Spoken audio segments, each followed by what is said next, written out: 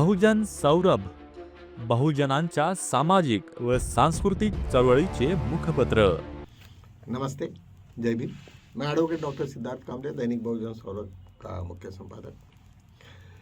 मित्रों, आज सभी जगह हम लोगों ने टटोले, लेकिन क्या न्यूज़ है, हमारे लिए क्या इम्पोर्टेंट है। और एक चीज़ का हमें ध्यान में आया कि हमारे पंतप्रधान बहुत ही डरपोक और नहीं मालूम और क्या उनके लिए कोई शब्द नहीं है। एक इतनी घबराहट राहुल गांधी से कि उन्होंने जिस तरीक़ा से इप्स्टीन फाइल और नरवाड़े की जो बुक में जो लिखा था वो समझ के उन्होंने कहा कि भाई आपको जो भी लगता है वो करो। इस तरीक़ा से मिलिट्री को इस तरीक़ा से जब कोई ये दे कि भाई जंग तय करो या मत करो, मतलब इट्स वेरी वेरी सैड। मतलब ऐसा लगता है कि कोई वो तुम पंतप्रधान हो या कोई चपरासी बैठे हो वहाँ पे। तो जब इस तरीक़ा से उसी शब्दों को लेके आज पूरा का पूरा आज दिल्ली में हमारे सब मेंबर ऑफ पार्लियामेंट, सब कांग्रेस के सब रास्ते पे आए यही नारों के साथ में। तो कहने का मतलब ये है कि कितना बेपरवाही और किस तरीक़ा से जब चाइना के टैंकर्स हमारे एरिया में आ रहे थे और उस वक्त हम कह रहे थे उनको, वहाँ से उन्होंने राजनाथ सिंह को फ़ोन किया, बाद में उसमें सब डिफेंस मिनिस्टर को फ़ोन किया, डिफेंस मिनिस्टर से सब लोगों से बातें हो गई और उन्होंने फिर लास्टली मोदी जी से बात किया कि भाई हमारे टैंकर्स अंदर में चाइना के अंदर घुस रहे हैं और उनको वहाँ कहा कि नहीं यार तुमको जो भी लगता है वो करो यार।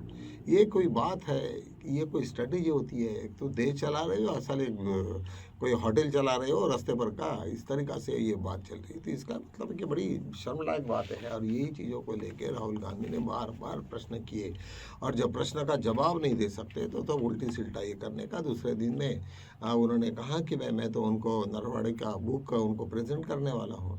तो डर के मारे वो वहाँ नहीं आए और आखिर वो राज्यसभा में पहुँचे और राज्यसभा में भी इतनी गंदी हरकतों के साथ में उनका जो भाषण हुआ, बहुत ही मतलब कॉमन आदमी को भी लगता है कि कोई किसी को कांग्रेस को कितना कुछ ना है, कोई पॉलिटिकल एंटिटी है क्या वो, अभी वो तो चुन के आ गए उसको। No, he should not talk in this way कि कभी भी कोई इतने गलत तरीके से किसी कोई पार्टी को इस तरीक़ा से बोलना, मतलब एक पढ़े लिखे आदमी का और एक अनपढ़ आदमी का जिस तरीक़ा से होता है। सभी यूट्यूबर्स ने उनको भर भर के गाली दी, भर भर के गाली दी, चीड़ चीड़ के गाली दी। क्या है मुझे लगता है, और वो खुद भी बोलते हैं कि भाई तुम्हारे सेहत का क्या राज है। तो उन्होंने कहा था कि मैं सुबह से इतनी गाली खाता हूँ कि उसके वजह से मेरी सेहत अच्छी है। क्या ये कोई बचपना है भरने वाली बात है, क्या बोल रहे हैं। तो ये सब सिचुएशन देखने के बाद में पूरा देश उनका तमाशा देख रहा है और मुझे लगता है कि जेएनजी के दिमाग में तो यही बात आ रही होगी कि भाई ये सारा कौन सा देश में है यार, हम लोग क्या कर रहे हैं। यही नहीं तो जिस तरीक़ा से उन्होंने डोनाल्ड ट्रंप के साथ में जो उनका व्यापार का डील हो गया वो तो बहुत ही खतरनाक है।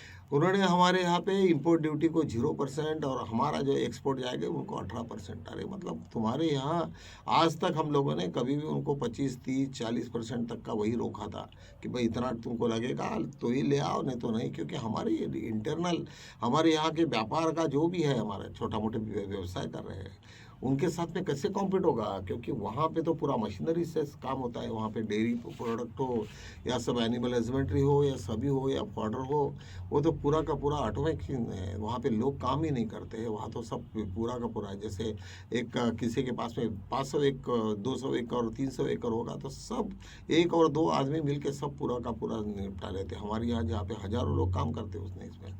तो ये सब सिचुएशन में वहाँ पे पर कैपिटा इनकम और जो प्रोडक्शंस है वो कई गुना हमसे ज़्यादा भी है और सस्ता भी है। और ऐसे सिचुएशन में उनका सब पूरा का पूरा माल हमारे यदि डंपिंग हो जाए तो बहुत ही बड़ी मुसीबत में हम आ जाएंगे। हमारे खेत मजदूर सब लोग चक्कर में आ जाएंगे और हम क्या करेंगे ऐसे सिचुएशन में। अभी ये सब एक ही लगता है कि अडानी को बचाने के चक्कर में वो लगता है उनको कि वो शायद अडानी उसको ये बचाएंगे डोनाल्ड ट्रंप। लेकिन वहाँ की जुडिशरी मुझे नहीं लगता है कि वो उसको इतना भाव देंगे और उसको बचाने की कोशिश करेंगे। वो पूरा देश भी गिरोह रखने के लिए खाली है, लेकिन अडानी को तुम बचाओ, ऐसे टाइप का जो मॉल उन्होंने बना के रखा है। तो निश्चित रूप से मुझे लगता है कि ये देश में ये सबसे बुरा वक्त हमारा चल रहा है।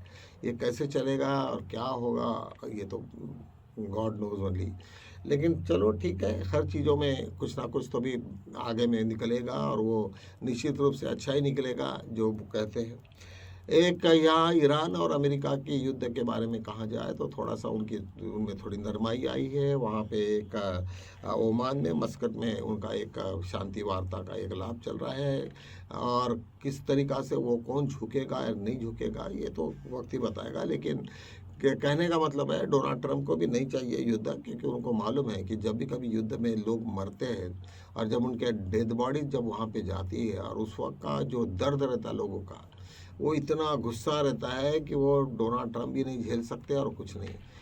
और ये चीज़ों में यदि ये हो जाए तो अच्छा नहीं है। लोग कोई नहीं चाहता, वर्ल्ड में कितना भी मिसाइल बनाए, वो 2000 जो अभी कहते हैं कि इज़राइल की जो मिसाइल्स है वो 20,000 प्रति किलोमीटर के इससे ये जा सकता है, मतलब एयर से भी फास्ट कि पता भी नहीं चलेगा तुमको कहाँ से कहाँ आ गया। 20,000 किलोमीटर पर आवर जो भी हम फ्लाइट वगैरह जाते हैं तो ज़्यादा से ज़्यादा हमारे यहाँ पे जितने भी बड़े वाले फ्लाइट है डोमेस्टिक वो 700, ये 2,000 मतलब बहुत ही ज़्यादा हो गया। इसका मतलब तो इतना एडवांसमेंट यदि ये कहते हैं कि ईरान ने यदि चाहा तो व्हाइट हाउस को भी वहाँ पे वो मिसाइल गिरा सकता है। इतना उनकी कार्यक्षमता है जिसके वजह से डोनाल्ड ट्रंप बार बार डरा हुआ है।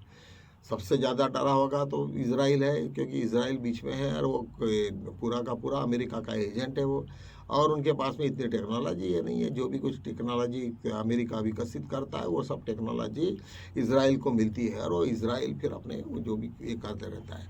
लेकिन अभी इज़राइल को भी ऐसा पता चला है कि यदि ईरान ने हम चाहा तो वो पूरा का पूरा हमको इराक को पूरा ख़त्म कर देगा। आप लोगों ने देखे होंगे पिक्चर कि गाज़ा में जिस तरीक़ा के पूरा का पूरा पैलेस्टाइन को ख़त्म कर डाला इन्होंने, पूरे खंडर दिखते यहाँ पे यदि कोई एक बिल्डिंग नहीं, कुछ नहीं उध्वस्त हो गए।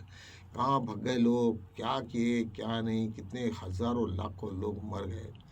तो ऐसे सिचुएशन में सभी को मालूम है कि युद्ध से तो कोई कुछ हासिल होता नहीं है। लेकिन युद्ध के वो मैदान में देखे तो लोग ऐसा लगता है कि लोगों को लगता है लोग कहाँ चले गए, सब पूरा का पूरा उध्वस्त। एक छोटा सा मकान बनाने का है तो लोगों को कितनी मशक्क़त करनी पड़ती है।